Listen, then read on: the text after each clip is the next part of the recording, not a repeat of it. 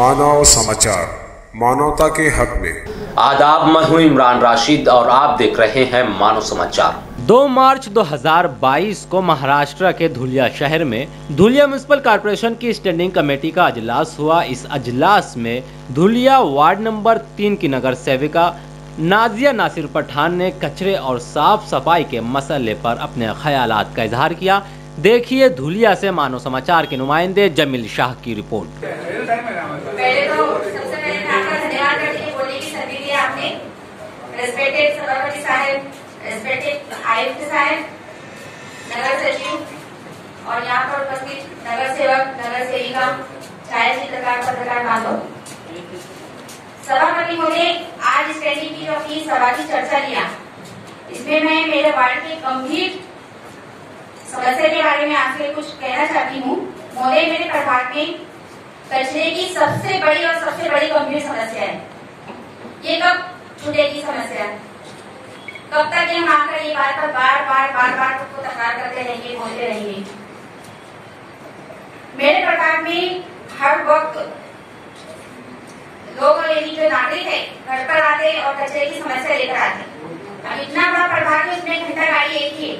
दूसरा ये कि घंटा गाड़ी हफ्ते में 8 दिन 10 दिन उसमें एक बार पूरे वार्ड के अंदर 20-20 हजार लोगों का वार्ड है। अब इतना कचरा है तो ये हफ्ते में एक बार गाड़ी आएगी, वो 11 बजे तक ही घूमती, तो फिर ये कचरा कैसे रहना चाहिए? जैसा कि वैसा ही वार्ड है। हमारे माननीय प्रधानमंत्री जी ने स्वच्छ भारत अभियान का स्लोगन दिया, मेक इंडिया क्लीन इंडिया। कहाँ तक, किस हद तक हम इस पर काम कर रहे हैं? किस हद तक हम इस पर काम कर रहे हैं? मैं आयुक्त साहब से पूछना चाहती हूँ कि वो अधिकारियों पर कितना ही उनका रुआब है, कितना उनका प्रेशर है, कैसा वो काम करवा रहे अधिकारियों से? अधिकारी को कितना दंडित किया, क्या दंड किया, उसका आंकड़ा बताओ हमको अभी। क्योंकि हमेशा तकरार कचरे के बारे में, जो वार्ड की विकास की समस्या उसके बारे में, हफ्ते में एक बार निकलती गटर जो भूगोल 8 दिन 10 दिन पड़ा रहता बाहर।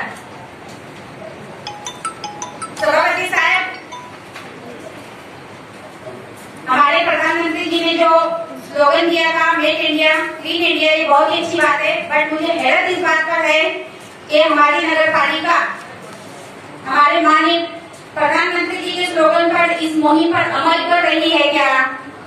आयुक्त साहब, मैं आपसे पूछती हूँ, महानगर पालिका के अधिकारी कर्मचारी ईमानदारी से काम कर रहे हैं क्या?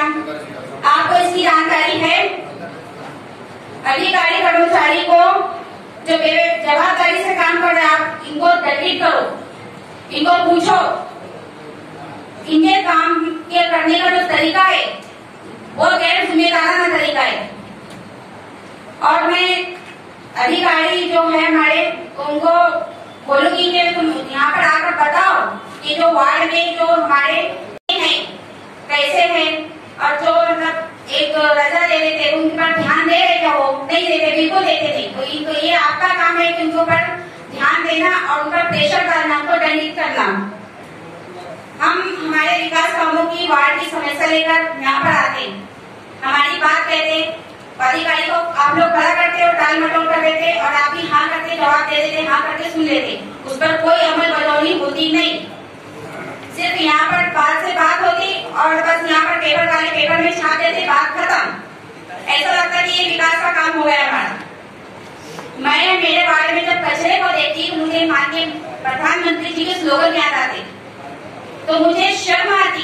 तो ये उनके स्लोगन का, उनके उद्देश्य का मजाक उड़ाना नहीं तो क्या है ये? उन्होंने अपने भारत को स्वच्छ बनाने के लिए कितनी मेहनत की उन्होंने किया। ये सत्ताधारी अपनी सत्ता है, उसके बावजूद ऐसा हो रहा, तो ये तो शर्म की बात है। महानगर पालिका अधिकारी का कोई स्टे वो नहीं है कि वो रास्ता करेंगे, देखेंगे कि कहाँ पर गाड़ी घूम रही नहीं घूम रही। कचरे की जो कुंडी है उसका कचरा वो कलेक्ट करता, घर घर से कलेक्ट नहीं करता वो। सभापति साहब, मैं इसी विषय पर बोल रही हूँ कि कचरे का बस कुछ न कुछ समाधान करो। सभापति साहब, मैं हर वक्त महासभा में, हर सभा में मैं थोड़े आकर कचरे के विषय पर बात की, लेकिन इसकी कोई अमल बदौली नहीं, कोई कार्रवाई नहीं। इस पर आयुक्त साहब क्यों इन्हीं अमल करते नहीं, क्यों इन्हीं कोई कार्रवाई करते नहीं? या आयुक्त साहब का काम है कि जो हमारे अधिकारी है तो उनको दंडित करो, उनको पूछो कि कहाँ ये बेजवाबदार होकर गैर जिम्मेदारी से काम कर रहे, उनको पूछो। आज फिर मैं एक बार आपके सामने समस्या इसके लिए रखी हूँ कि आपका जो काम करने का अंदाज है उसको देखकर मुझे उम्मीद है कि मेरी समस्या का समाधान सत्ता अपनी बैठी हुई है तो ये इस पर जोर दो और इस पर ध्यान दो, तवज्जो दो इस पर, क्योंकि ये मेन है विकास का काम। जनता ने हमको बड़े विश्वास के साथ, भरोसे के साथ यहाँ भेजा की हमारे जो ये काम है समस्या तुमचा त्याचा मुद्दा लक्षात आला। आता मला थोडं उत्तर देऊ द्या, मी तुमच्या कामाच्या बाबतीत पण सूचना करतो। बोलू थोड़ा सा है हो गया ना सही, त्याच्याला समझ में आ गया ना। तो मुझे भी बात करने दो, आपका प्रॉब्लम भी तो सॉल्व करना है ना। देखिए मी आरोग्य अधिकाऱ्यांना पहिले तर सूचित करतो, भेटले ते जाधव साहेब यांच्या प्रभागाचा एक व्हॉट्सअप ग्रुप तयार करा। याच्यामध्ये यांच्या वार्डाचे 4 नगरसेवक घ्या, जसं आम्ही प्रभाग 17चा केलाय बरोबर। तिथल्या ASI ला घ्या, त्यांच्या प्रभागात 1 नाही 2 गाड्या चालू आहे, मी माहिती घेतली आता बरोबर आहे। त्या 2 गाड्याच्या ड्रायव्हरकडे व सेकंडकडे तुमचे अँड्रॉइड फोन आहेत, त्यांना लोकेशन वाईज जिथे जिथे फिरतात लोकेशन वाईज फोटो टाइम त्या ग्रुपवर टाका बरोबर। आणि प्रत्येक प्रभागाचे ग्रुप आपण पहिले पूर्वी फॉर्म केले होते, 20 गाड्या नवीन चालू केल्या आणि येत्या 15 दिवसांमध्ये जवळजवळ 70 गाड्या तरी चालू होते। तर निश्चित त्याची समस्या सुटणार आहे। तरी मी आपल्याला रिक्वेस्ट करतो, जाताना आपण तुझ्या नगरपालिकेत जा, तिथे अतिशय छान तक्रार निवारण कक्ष काढलेले आणि तिथे आपण सॉफ्टवेअर पण टाकलेले, सॉफ्टवेअर अजून चालू झालं नाही, येत्या 15 दिवसात ते चालू होईल।